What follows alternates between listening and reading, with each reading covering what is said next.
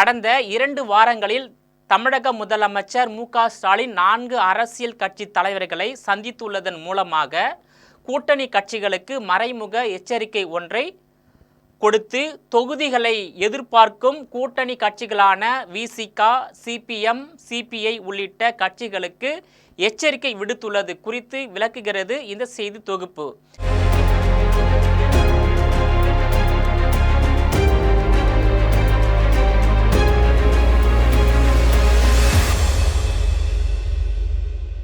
திமுக கூட்டணியில் இருக்கும் காங்கிரஸ், விசிக, CPM, CBI, மதிமுக உள்ளிட்ட கட்சிகள் கூடுதல் தொகுதிகளை எதிர்பார்ப்பதாக நேரடியாகவே திமுகவிடம் கூறிவிட்டன. அதேபோல் சொந்த சின்னத்தில்தான் போட்டியிடுவோம் என்பதையும் திமுக தலைவர் தமிழகத்தின் முதலமைச்சர் மு.க.ஸ்டாலினிடம் கூட்டணி கட்சி தலைவர்கள் தெரிவித்து உள்ளதாக கூறப்படுகிறது. மதிமுக ஒரு படி மேலே சென்று 12 தொகுதிகளை கேட்போம் என்று கூறி வருகிறது.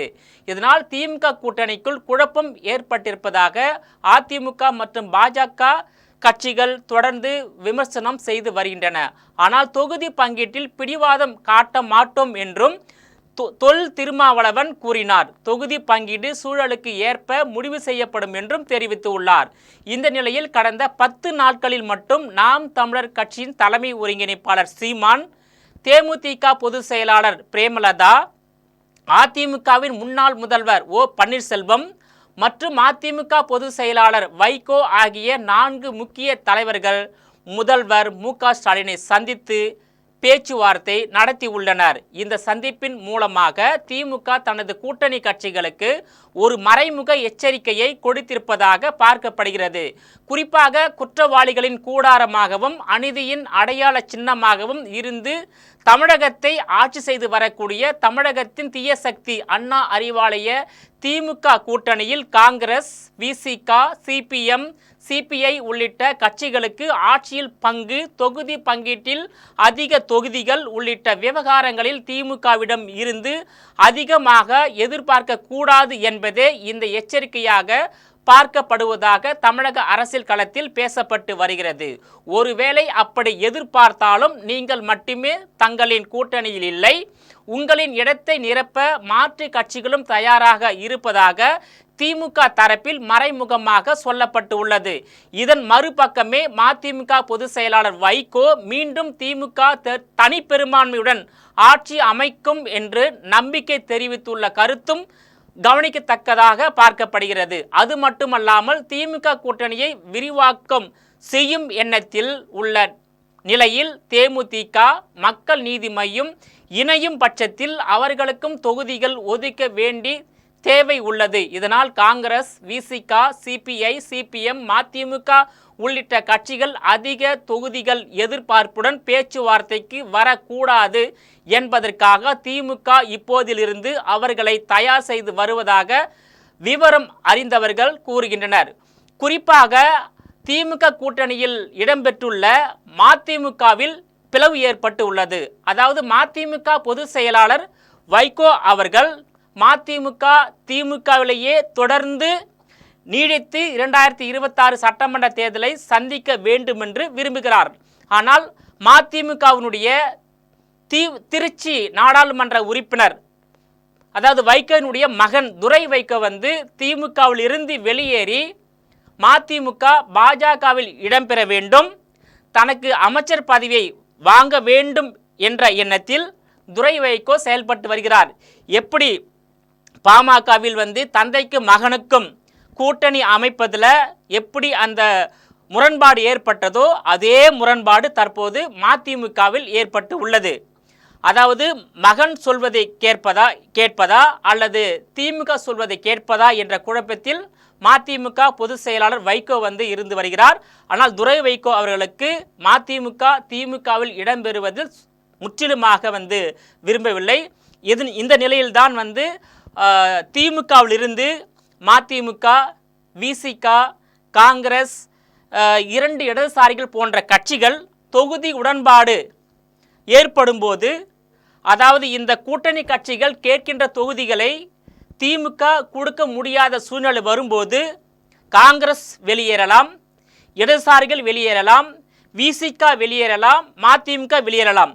அப்படி வெளியேறினால் திமுகவில், அதாவது தேமுதிக, அதாவது தமிழகத்தின் முன்னாள் முதலமைச்சர் ஓ பன்னீர்செல்வம் தொடங்கக்கூடிய கட்சி, மக்கள் நீதி மய்யம் கட்சி, இந்த 3 கட்சிக்கும் தொகுதி ஒதுக்கியாக வேண்டும். இப்போது வரையில் திமுக கூட்டணியில் திமுகவோடு சேர்த்து 14 கட்சிகள் உள்ளது. அதாவது திமுக சேர்த்து 15 கட்சிகள் உள்ளது. இப்போ மக்கள் நீதி மய்யம் வந்தால் தேமுதிக இடம்பெற்றால், அதே போல் ஓபிஎஸ் இடம்பெற்றால் எப்படி ஒரு 18 கட்சிகளாக உயர வாய்ப்பு இருக்கின்றது.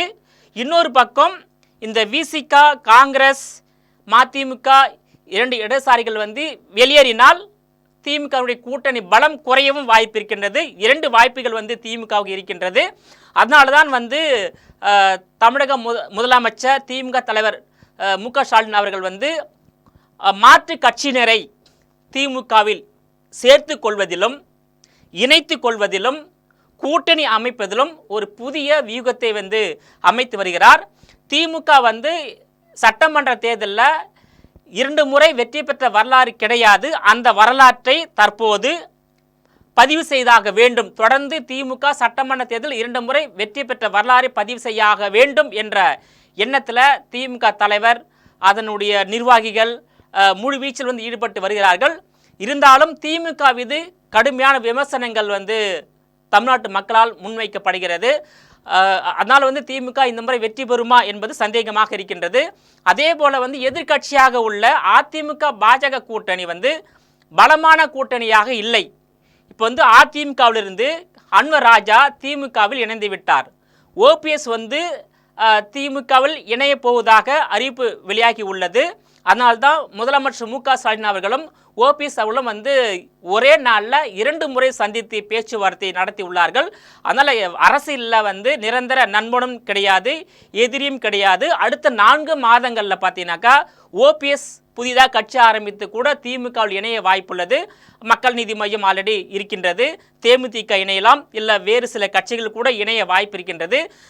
அதே நேரத்தில் பார்த்தோன்னா அந்த அதிமுக பாஜக கூட்டணியில் இன்னும் அந்த கூட்டணி இறுதி வடிவம் பெறவில்லை. அதிமுக பாஜக மட்டும்தான் தற்போது இறுதி வடிவம் செய்யப்பட்டுள்ளது. அந்த கூட்டணியில் எந்தெந்த கட்சிகள் இணைய போகின்றது என்ற முழுமையான தகவல் இன்னும் வெளியாகவில்லை. எந்த கட்சிகளும் அதிமுக பாஜக கூட்டணியில் இணைய போவதாக அறிவிக்கவில்லை. ஆனால் அதிமுக பொதுச் செயலாளர் எடப்பாடி பழனிசாமி அவர்கள் வெளிப்படையாக கூட்டணி கட்சிகளுக்கு அழைப்பு விடுத்துள்ளார். அதாவது திமுகவை வீழ்த்தக்கூடிய அணிகள் எல்லாம் ஒரு அணியில் திரள வேண்டும், அந்த அணி அதிமுக பாஜக அணியாக இருக்க வேண்டும் என்று தெரிவித்துள்ளார். ஆனால் அவருடைய கருத்தை தாவேகாவும் ஏற்றுக்கொள்ளவில்லை, நாம் தமிழர் கட்சியும் ஏற்றுக்கொள்ளவில்லை. தாவேகா தலைமையில் கூட்டணி அமைவதற்கான வாய்ப்பு இருக்கின்றது.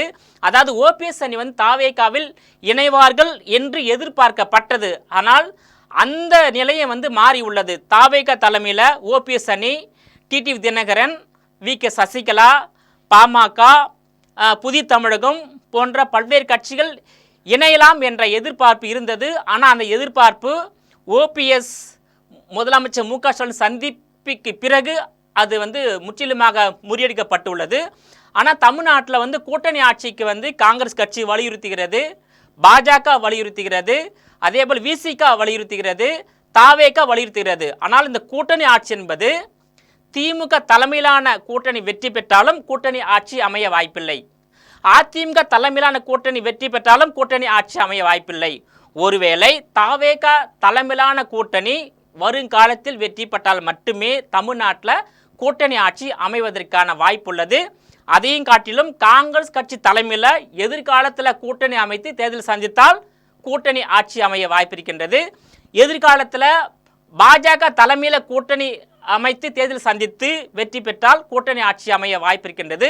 ஆனால் இரு திராவிட கட்சிகள் தலைமையில் கூட்டணி அமைத்து தேர்தல் சந்தித்து வெற்றி பெற்று ஆட்சி அமைத்தால் கூட்டணி கட்சிகளுக்கு ஆட்சியிலும் அதிகாரத்திலும் பங்கு கொடுக்கக்கூடிய மனநிலையில் இரு திராவிட கட்சியின் தலைவர்களும் மத்தியில் இல்லை. அவர்கள் இதுவரையில் கூட்டணி ஆட்சி பற்றி எந்த விதமான கருத்தையும் வெளிப்படுத்தவில்லை. அதாவது மத்தியில் கூட்டாட்சி, மாநில சுயாட்சி என்ற கொள்கையில் திமுகவும் அதிமுகவும் அப்படியே ஒரே நிலைப்பாட்டாக இருக்கிறாங்க.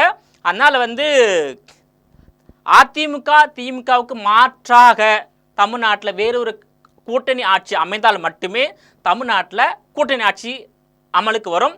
இல்லை என்றால் திமுக வெற்றி பெற்றால் திமுக ஆட்சி தான் அமையும், அதிமுக வெற்றி பெற்றால் அதிமுக ஆட்சி தான் அமையும். கூட்டணி ஆட்சி அமைவதற்கான வாய்ப்பு இல்லை.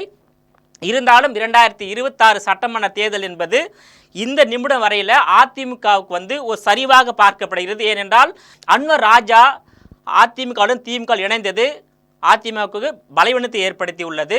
அதேபோல் ஓபிஎஸ் வந்து அதிமுகவிலிருந்து வெளியேற்றப்பட்டு முதலமைச்சர் சந்தித்ததும் வந்து முக்குளத்தோர் வாக்குகள் வந்து அதிமுக பாஜக கூட்டணிக்கு கிடைக்குமா என்பதும் ஒரு கேள்விக்குறி ஏற்படுத்தி உள்ளது.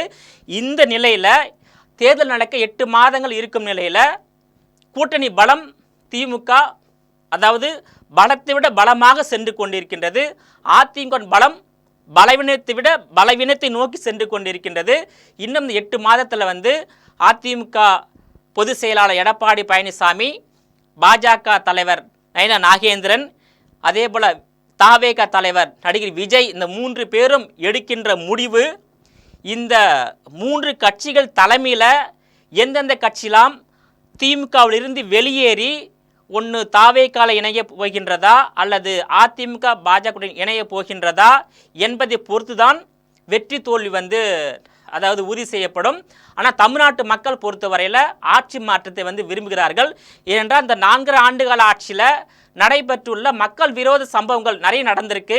அதாவது கள்ளசாராய மரணம் ஒன்று, லாக்அப் டெத்து ஒன்று, அதாவது பாலியல் பலாத்காரம், சிறுமிகள் மீதான பாலியல் பலாத்காரம், ஆணவ படுகொலை, கிட்னி திருட்டு, குழந்தைகளை கடத்தி விற்பனை செய்வது, தினந்தோறும் கொலை, கொள்ளை, வழிபறி, அதே போல் வந்து ஜாதிய மோதல், மத ரீதியான மோதல், குற்ற சம்பவங்கள் வந்து நடைபெறாத நாளே இல்லை, கொலை நடைபெறாத நாளே இல்லை. திமுக ஆட்சியாளர்கள் வந்து ஒரு பக்கம் கனிம வளத்தை சுரண்டுகிறார்கள், மக்களின் வரி பணத்தை சுரண்டுகிறார்கள். இதனால் தமிழ்நாட்டின் கடன் சுமை வந்து 10 லட்சம் கோடியை தாண்டி செல்லுகின்ற நிலைக்கு தள்ளப்பட்டுள்ளது. இது போன்ற திமுக அரசாங்கத்தின் மீது வைக்கப்படுகின்ற குற்றச்சாட்டு வந்து திமுகவின் வெற்றியை வந்து பாதிக்கலாம். இது வந்து அதிமுகவுக்கு சாதகமாக அமையலாம். நேர்களை மீண்டும் இது போன்ற மற்றொரு நிகழ்ச்சி சந்திக்கிறேன். அதுவரையில் உங்களிடமிருந்து விடைபெறுவது நான் உங்கள் விஜயபாலன்.